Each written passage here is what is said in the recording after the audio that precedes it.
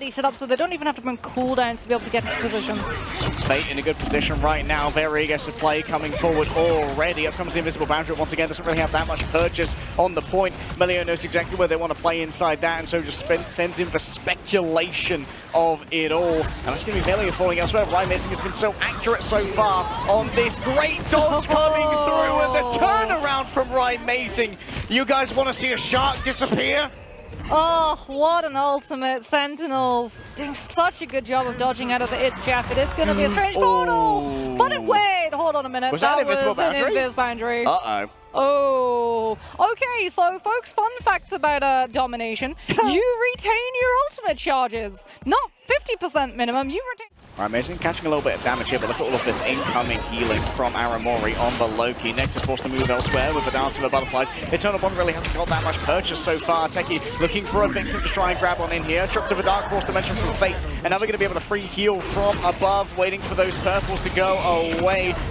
Oh my goodness, Croc has been traded for Techie here. That's a lot of healing that's going to be missing. Naga's down as well. Aramori claims that one. A happy birthday present was wrapped by death itself, and Aramori's getting plenty of pocket through from Kurova here. It's a flip in favor of Rad, and that starts overtime ticking on down. Nectar's got to try and clutch out here, but doesn't really have the HP to do it. Returning now with the strange portal and bending the dimensions in order to try and find favor for Sentinels. It's going to be Rajaro moving on forward, gets the Carbon Crush exactly when it's needed. Is potentially going to convert here onto Techie, but Aramori has been able to move on forward here. Brings up their own Invisible Boundary. Soul Resurgence thereafter is going to be channeled by Crook. It's extra damage, and extra damage is delivered well by Melio. The Rage of Ultron is declared, but he's under so much pressure. Sentinels, they're nowhere near the point. Rad forced them away, and we go 1-1. Oh, wow. 1-1. We're going all the way. On Hell's Heaven. What a force.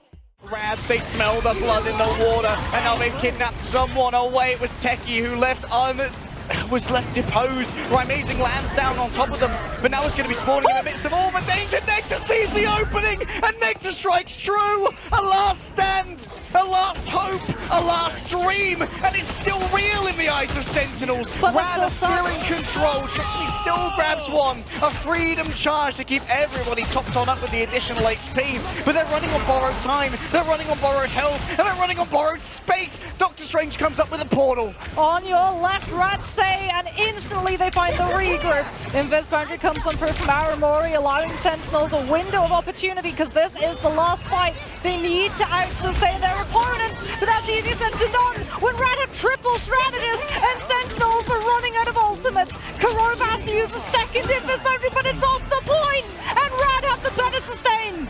There's no help for Kurova. Crimso falls as well. No one's there to touch. They can't get around the pillar in time, and Rad steal it out from under Sentinels. Again and again, they prioritize the objective, and Sentinels can't keep their feet on it. And again, they pressure the Invis. Every single time that Invisible Boundary comes out, if Rad have anything to say about it, it's off of the objective, or as much of it off as it possibly. Fallen down, Invisible Boundary's been drawn on up to stop Rymacing from being able to deliver too much off the back of the Rage of Ultron, and now a fully raged up Naga is looking for some victims. Multiple players are going to be dragged in by the mind control. The feminine wiles of Emma cannot be resisted by Sentinels, and they find themselves scuppered on their portal recontest. Oh, they're leaving the Doppelganger for the Emma tier to keep up charge. That or the Wolverine, as Naga is going to be coming on through with the last stand. Sentinels do have ultimates, but do they try? No, yeah, it's just going to be a setup. Maybe? No, they're trying. The Magneto Nectar tries to move forward, but it's not enough. Aramori even actually committed Regeneration Domain to give that Magneto a little bit of safe passage, as Naga is definitely something to worry about. If this boundary's up, the Sentinels might be out of it. Season is like, alright, fine, I'll give it up for a moment. Aramori first pick there by Melio. Unbelievable value straight off the gate from the Phoenix, and now getting super aggressive on the back of this inside of the Invisible Boundary. There's plenty of damage all outside of the Invisible Boundary. Invisible Boundary with a second one. Oh, they're all in onto that backline. A fantastic fall becomes a fantastic fail. Only Crimso remains now, but how long can his health pool last for when he's just building up the charge here for Trust Me? This might well be a surrendered point for the side of Sentinels as Rad move to third. Well, it's the swap from the Wolverine. It's Fantastic Four apparently don't beat the Dangerous Duo. That was a last stand into Meteor M follow-up. Rajaro, the easiest pick of their life. Rad still have that invis boundary. They're going to have Silent Seduction as well. Sentinels know that their ultimate economy is against them. Naga's going to be onto that Punisher just to have the blitz damage.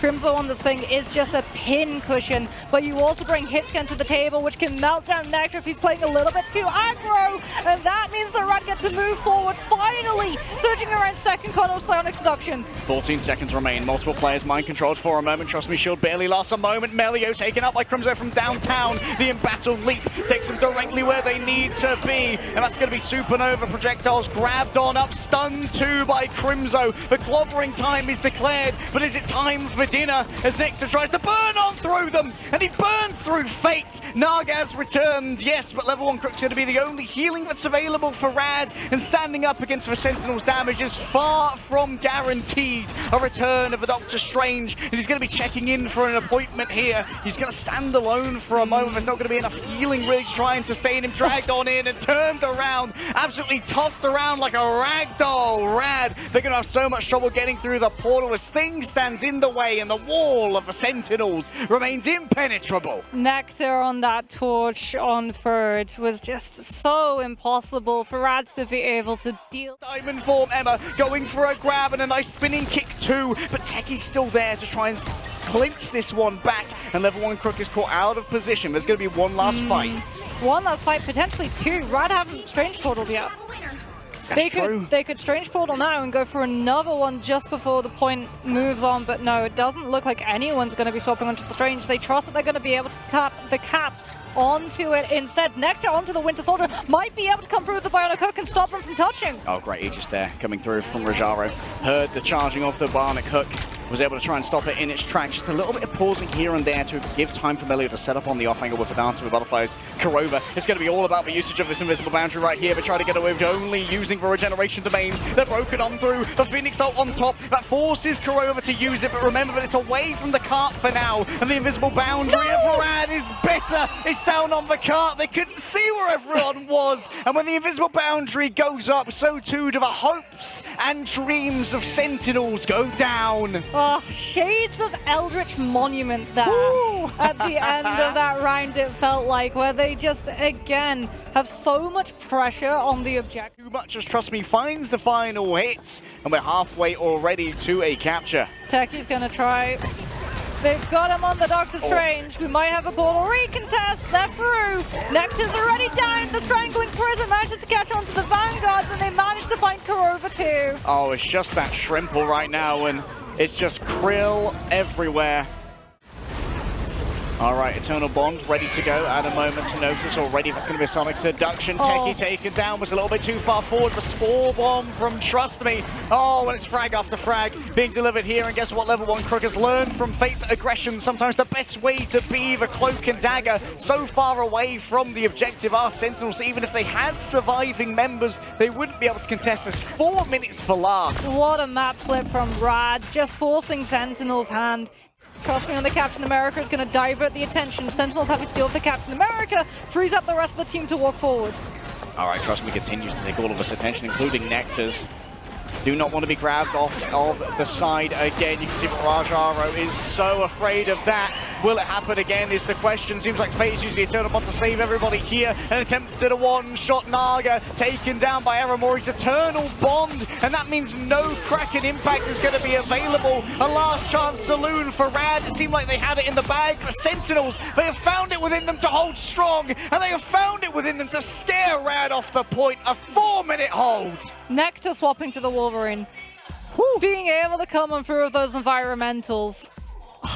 The convoy. A monster that needs to be dealt with. Still, Sentinels have not managed to capture anything here, but they have at least continued to grab these frags all in onto level 1 Crook yet again. Fate's nowhere to be seen, and Rad are just being they're gone, reduced to atoms, Mox. Yeah, Sentinels, they find the frags late, but they're able to find it onto solid, crucially Naga.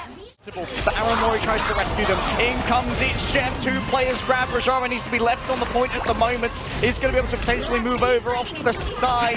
He's going to try their best to get down to the crit box. And indeed they will. Level 1 Crook backs off. More members of Sentinels have fallen on down, but Nectar's still here with full charge and a dream. A freedom charge is declared by Rajaro. That's going to be a clobbering time going on to 2. Just move the Feast of the Abyss in towards the back. The Rage of Ultron from above. And boy, does he have a great shooting gallery to try and play with. It's Melio all the time. The Rage of Ultron. It's a siren song in the night. The overtime can't make it through. The body block is good. And Rad have done it. They slain the #1 seed from North America. Twice now we get to see Clutch It's Jeff ultimates coming out from Fate. This time in part due to level 1 Crook literally